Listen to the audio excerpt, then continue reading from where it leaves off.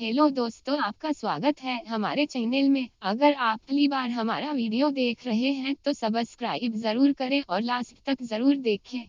समुद्र किनारे बसे नगर ताम्रलिप्ति के राजा चंद्रसेन के पास सत्वशील नाम का युवक नौकरी मांगने आता है, पर चंद्रसेन के सिपाही सत्वशील को उनके पास जाने नहीं देते हैं।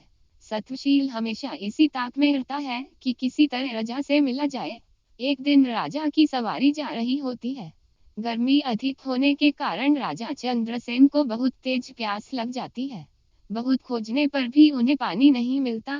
ऐसा लगता है मानो प्यास से जान ही निकल जाएगी।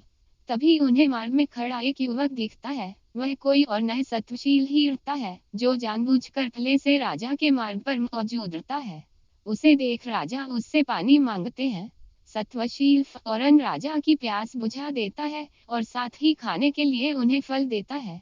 चंद्रसेन सत्वशील से प्रसन्न हो पूछते हैं कि वह उनके लिए क्या कर सकते हैं।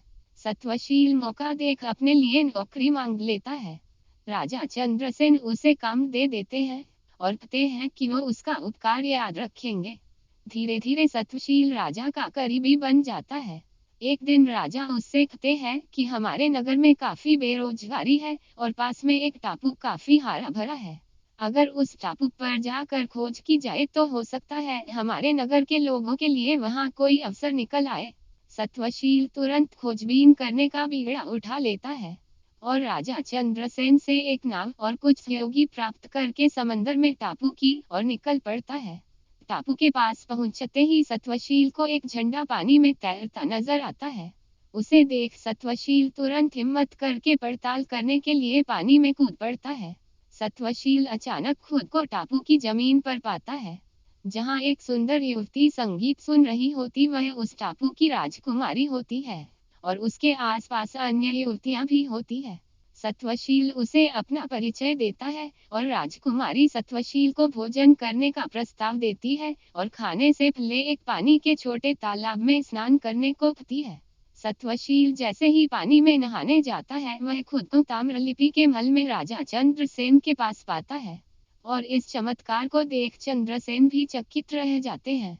चंद्रसेन खुद इस रहस्यमय जगह पर जाने का फैसला कर लेते हैं और वहां जाकर उस टापू को जीत भी लेते हैं।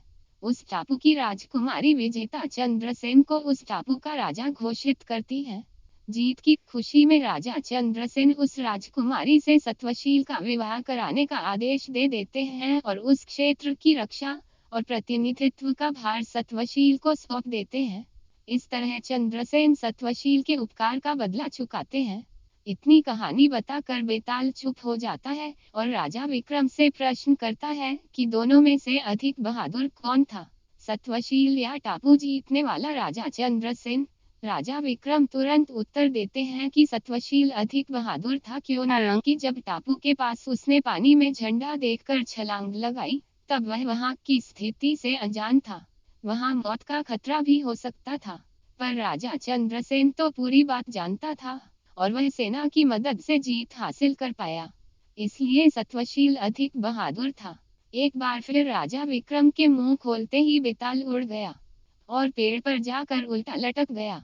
दोस्तों, बहुत बहुत धन्यवाद ये वीडियो पूरा देखने के लिए। हमें कमेंट्स के जरिए बताइए कि वीडियो कैसा लगा। लाइक शेयर और सब्सक्राइब जरूर करें।